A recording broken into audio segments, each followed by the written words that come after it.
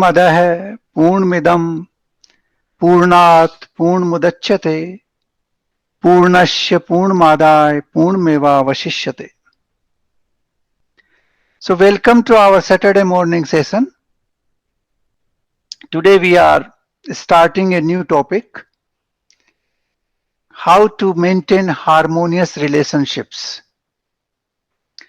Now this is a very important and practical side of life, because relationships are the factors which create stress and tension in every human life, we know, and therefore we should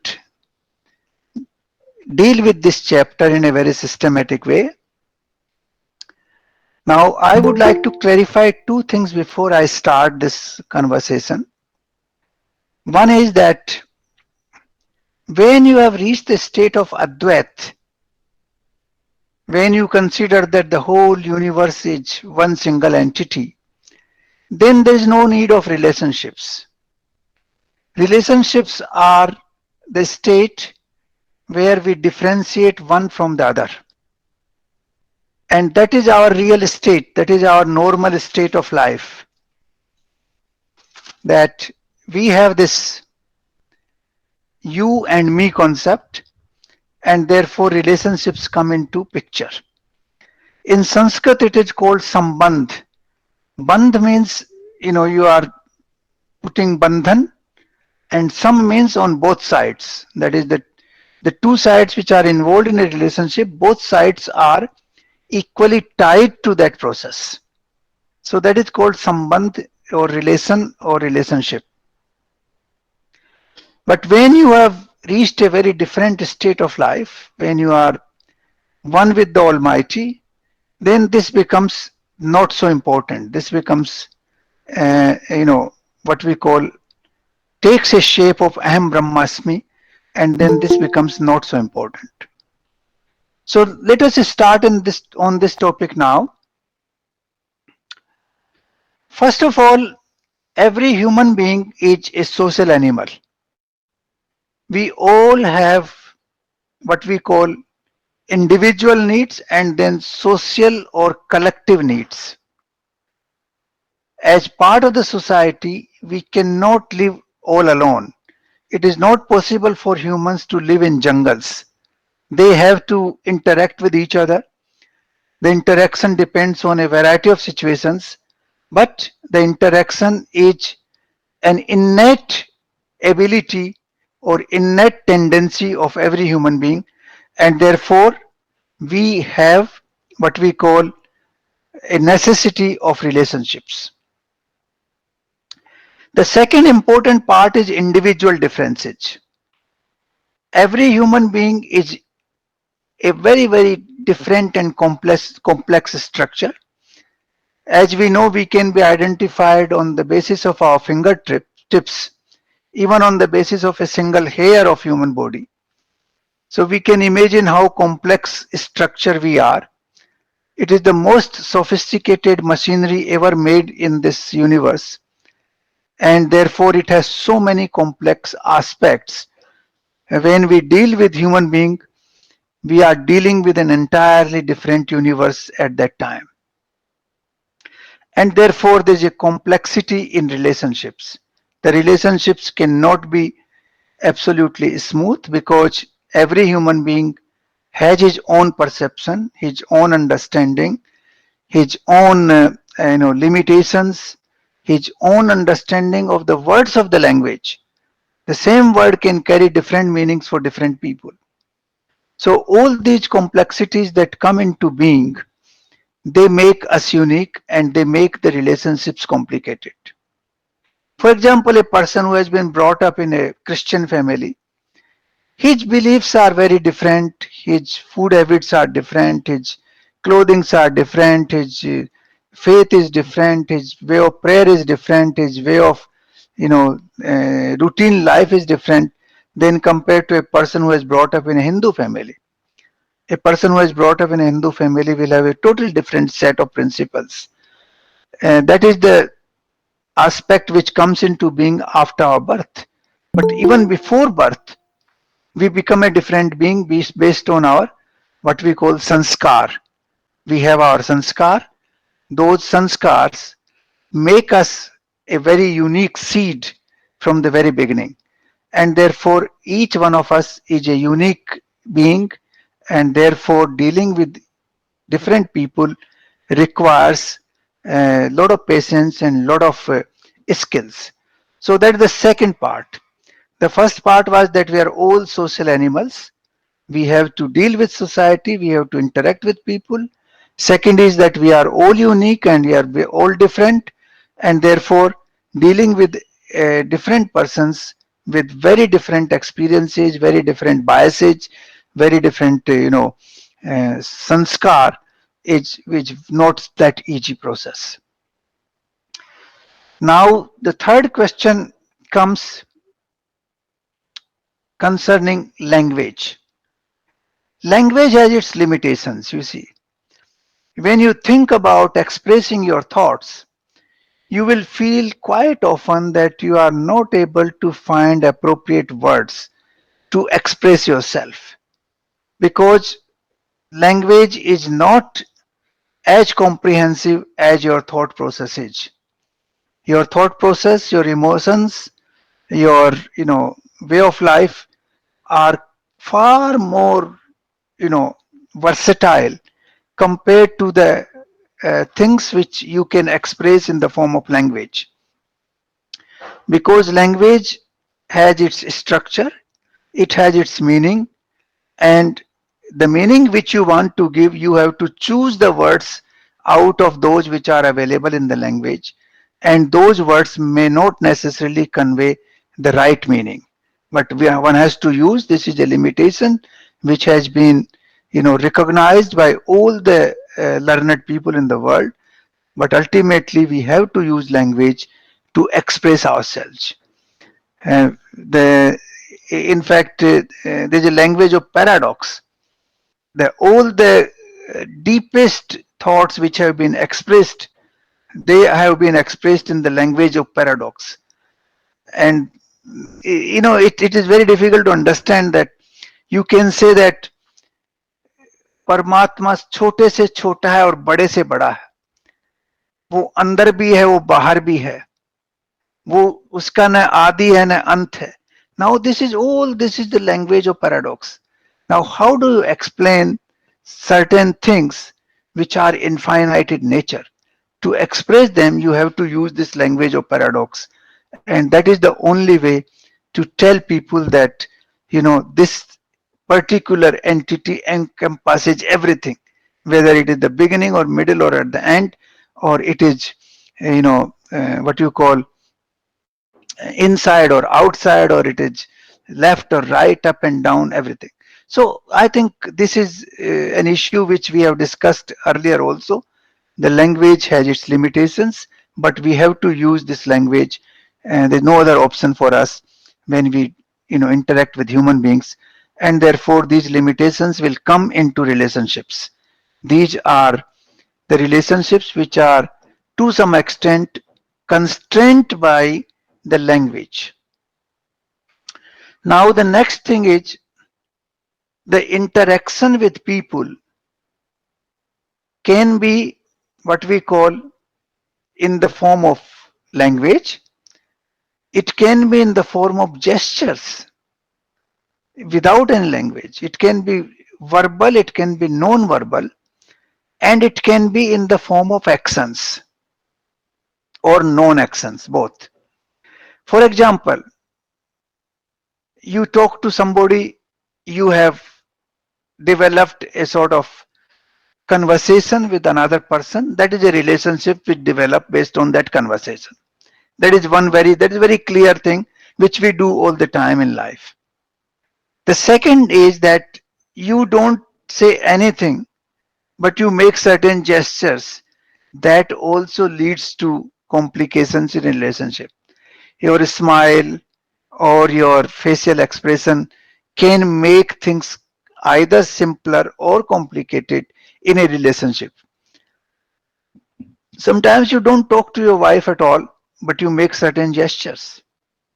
and those gestures can be interpreted in very different ways, making the relationship very complicated. So the relationship can be evolved on the basis of conversation, that is verbal, and non-verbal without any conversation but with the gestures. Then it is also possible on the basis of action and inaction. Either you do something or you don't do something. For example, somebody calls you on the phone, you pick up the phone, you answer. The picking of the phone is an action that you have received the phone and that starts a relationship. In some other case, you refuse to take the call, you don't pick up the phone. That is also an action, though it is inaction, but it's an action. And that action also means impacting the relationship between the two.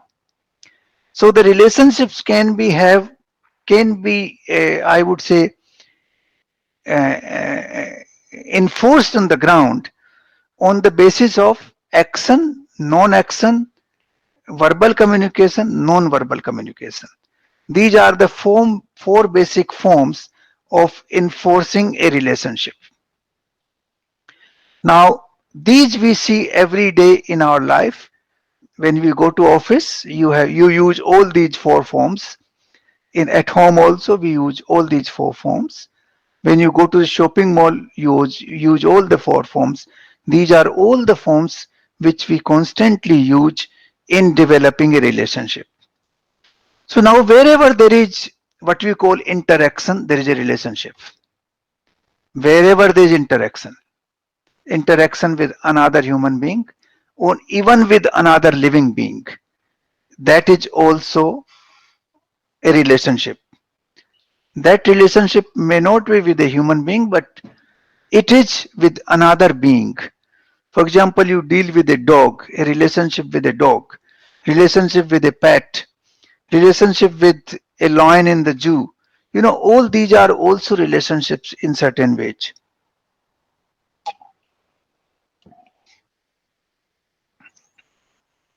So relationships actually define our life.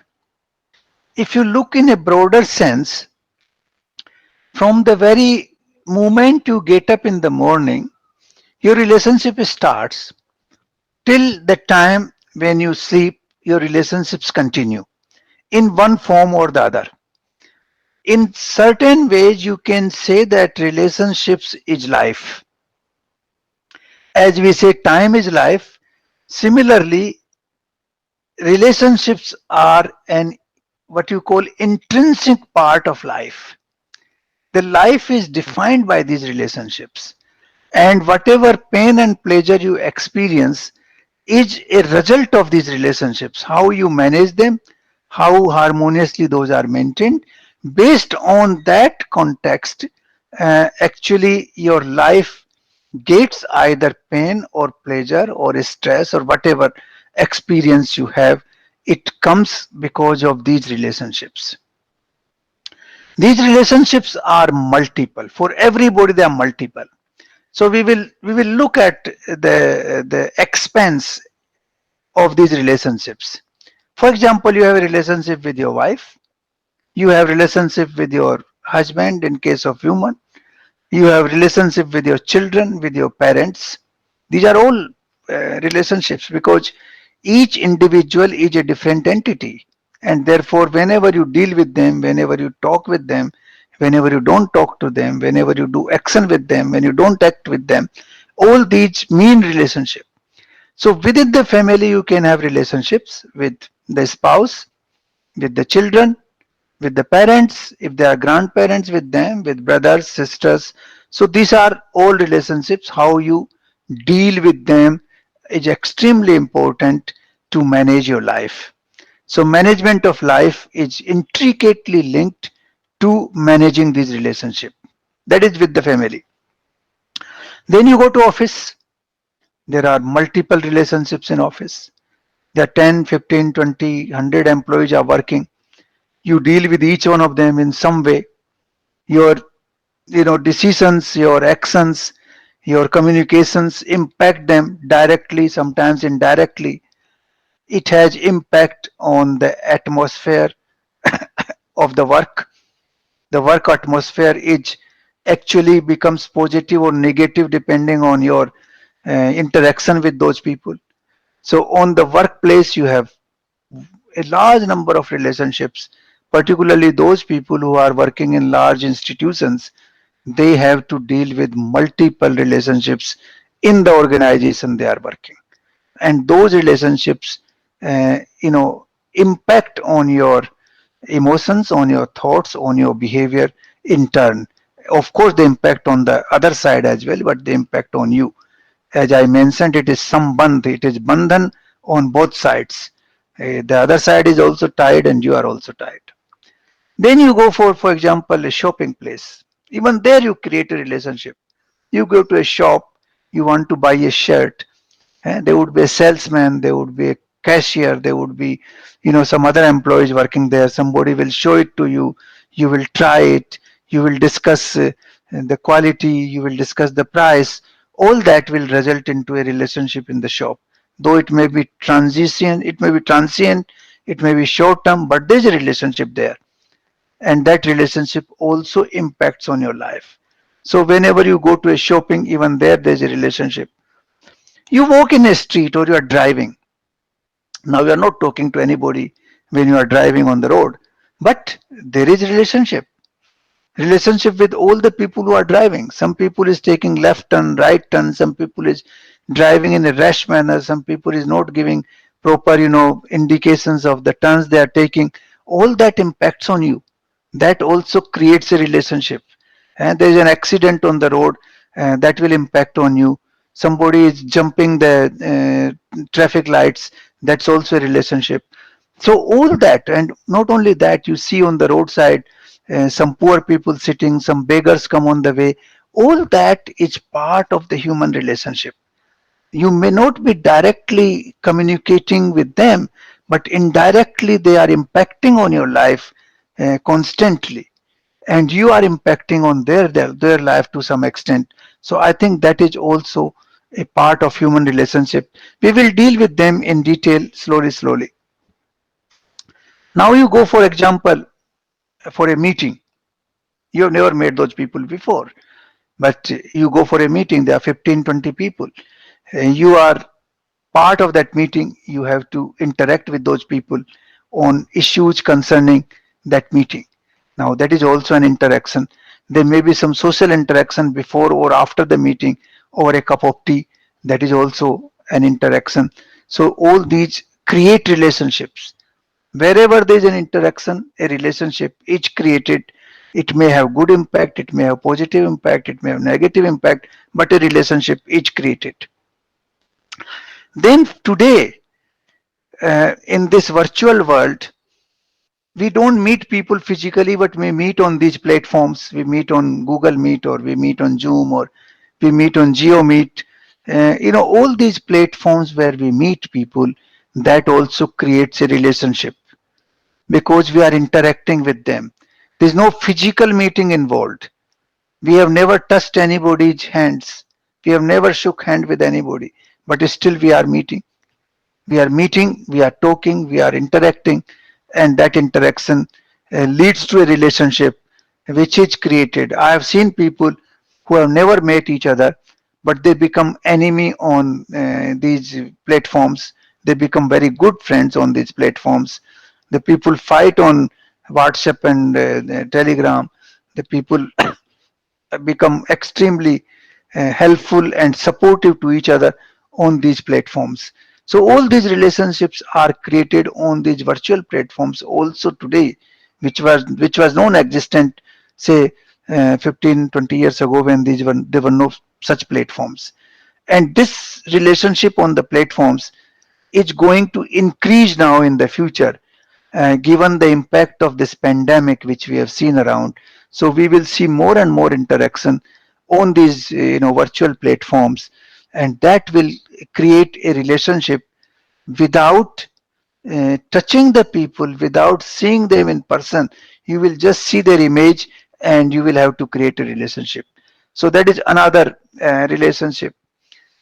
Then you have relationships which are larger. In a village, you have some relationship with the entire village.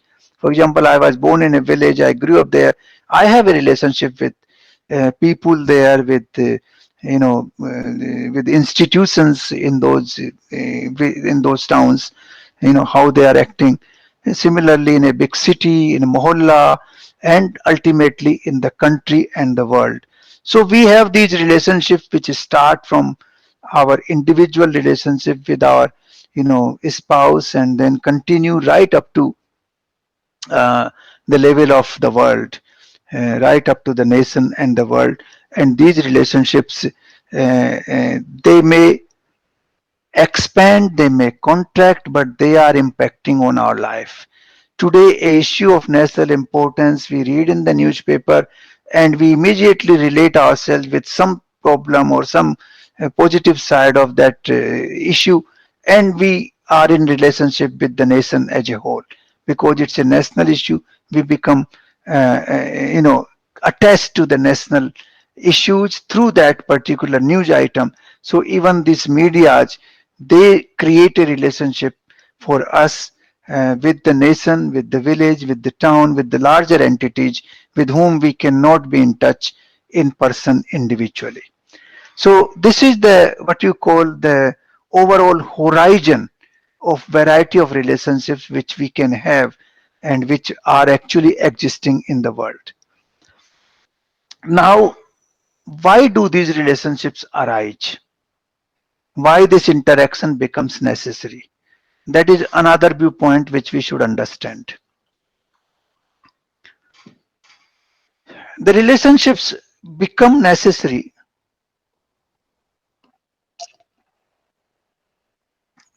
because of human needs. First of all, we have need to eat, we feel hungry, we feel thirsty, so we have to produce food or we have to buy food somewhere, and therefore there would be a relationship with the person who is producing, for example, agricultural items.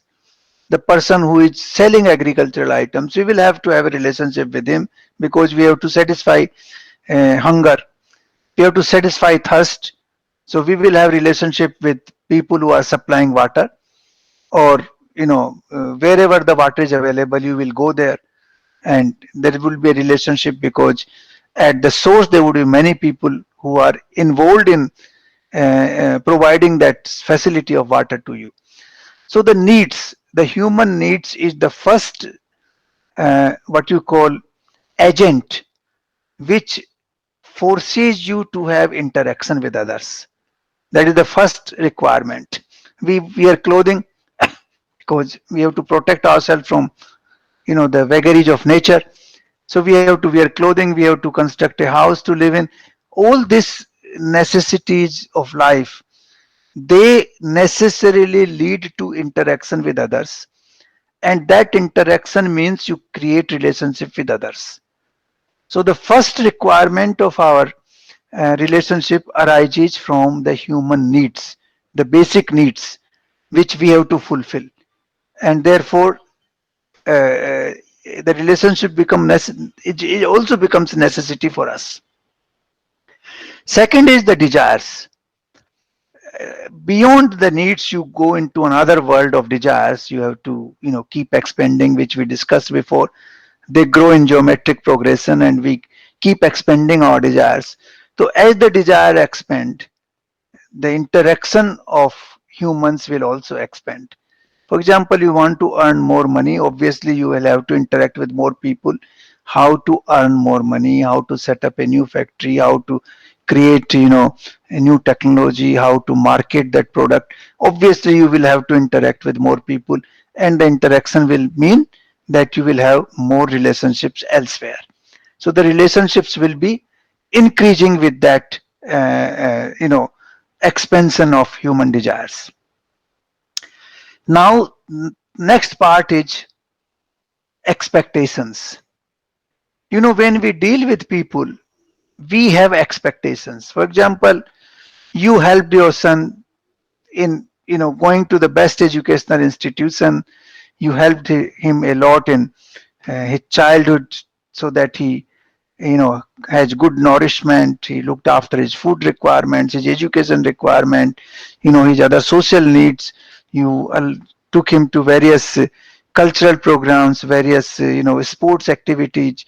Now your expectation is that he should look after me when I am old. Now that expectation also creates a relationship. Expectation means a relationship. As soon as you are expecting some return from somebody, a relationship arises. Similarly, with your wife, same thing. You have, it's okay, I have done this, a wife or a spouse. So you will have expectation from each other. I did this. There's a quid pro quo to some extent in life. Whatever we may say that we are completely in love, actually that is not a correct statement. Love is not without selfishness. That is why I give that example of Brihadaranyaka Upanishad very often. That that is a very famous quote of Brihadaranyaka Upanishad, which says that you love your wife not because you love her, but because you love yourself. So your selfishness, creates that love, and that love arises. Similarly, your wife loves you not because she loves you, but because she loves herself. And then the phrase continues that you love your parents not because you love them, but because you love yourself. And parents love you not because they love you, but because they love themselves. So the love themselves creates what you call selfishness to some extent, and the expectations are there. There's a quid pro quo in life, and that quid pro quo actually leads what we call to relationships, to expectations, to interaction, and finally the relationships. Then the relationships also arise because of jealousy. You see somebody, has constructed a very large house. Now he's in your neighborhood, you become jealous. You want to go and meet him and you create a relationship to understand how you can acquire a house bigger than that. So a relationship is created because of the jealousy. The seed has been sown in your mind because of jealousy, and that leads to a relationship. So the jealousy also ultimately leads to a relationship. So is the competition. The other way of jealousy you can look at, which is not with you know uh, poor intention, but with the intention of healthy competition. Now healthy competition also leads to a relationship. You look at the Olympics. Okay, somebody is the best swimmer in this particular category. I want to become better than that. Obviously a relationship has been created that you would like to be better than XYZ, and that relationship creates vibrations in your mind, and that creates feelings, emotions in your mind. It touches your day-to-day life. So see, we are independent, interdependent. Sorry, we are interdependent. We are not independent. The interdependence of human being,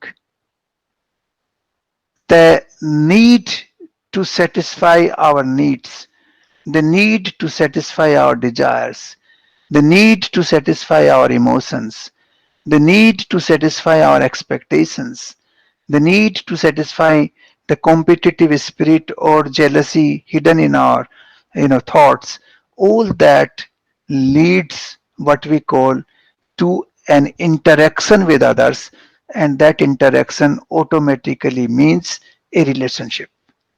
A relationship is basically interaction with somebody else.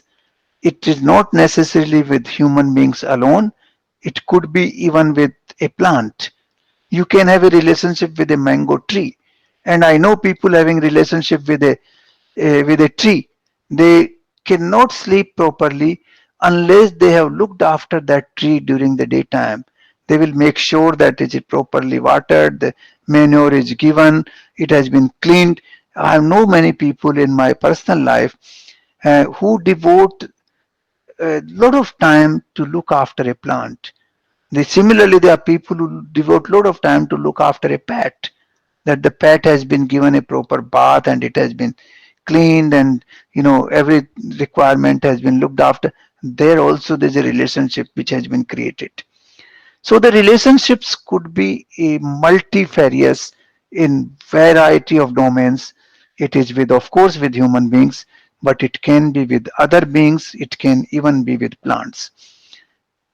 Now, one more point we take today, that is these relationships are variable and shifting. The relationships are not constant. Every single moment they keep shifting. Today you have a friend, tomorrow he becomes your enemy. Today you have an enemy, tomorrow he becomes your friend. Next day you become neutral to him. Third day you become somewhat indifferent and you don't care about him. So all these feelings keep shifting. If you analyze your feelings with your spouse alone, you will feel over the years there has been tremendous change in those feelings. One moment you are very much attached, you love. Next moment you become angry. Third moment you become indifferent. Then you become angry. Then something else happens. So these relationships keep shifting and keep changing with every passage of time. With passage of time, there is a change. This change is based on the mental state of the human being, and this is not only your state, this is a state on the other side also. And when the change of mental state happens, there is verbal and non-verbal communication, or there is action and inaction which is visible in a relationship, and you can see that there is a change in the relationship. You can feel sitting thousands of kilometers away. I have felt that kind of situation, that you are sitting thousands of kilometers away, you are talking on the phone, and you can sense that the person who was very friendly with you has become very indifferent, or a person who was very indifferent has become very friendly to you. So these relationships keep shifting. They shift every single moment as our mind is vibrating all the time. Our mind is changing like the wind, taking new waves every second. In the waves arising in the ocean, high and low, same way the waves keep arising in our mind, and with those waves the relationships keep changing as well. So today we will concentrate on this, what we call the horizon of the topic, the overall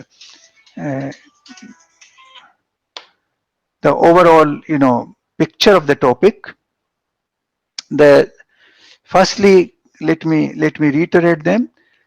Being social animal, the interaction with other humans and other living being is an imperative for human being. Therefore, we have to have relationship. Secondly, the relationship is very complicated process, because every human being is a complex creature in himself or herself, and that complexity leads to friction between the two, and therefore relationships become very delicate, very complicated. Then the relationship can be expressed through verbal, non-verbal communication, through action and inaction. These are the four major methods of expressing what we call your relationship in terms of quality. Then the relationship can be at different levels. It can be at the level of your spouse, and then the family, and then your friends, your neighbors, and then it can expand to the shopping mall, to your workplace, and then to your college, school, in a meeting place. It can go to the village, to the city, and then it can expand up to the country, and also the world. So all these relationships, the way it is. And then of course, why relationships are necessary? Because we have needs, we have desires, we have emotions which are expressed in terms of expectations, in terms of jealousy, in terms of competition, in other modes. We express our emotions, and therefore these relationships become necessary. So this is the basic, what we call tour d'horizon, as we call in French, tour d'horizon of this concept of relationships. And now in the next session, we will deal with specific relationships and how to enrich those relationships so that we can make our life happier, we can make our life smooth, and we can retain the peace of our mind. That would be extremely important because these relationships are creating a lot of turbulence in our mind all the time. The turbulence is actually arising out of relationships in our mind, and therefore they play a very, very significant role in our day to day life. And we will go into those details from next session onwards in the next 2 or 3 sessions. So I would like to conclude this today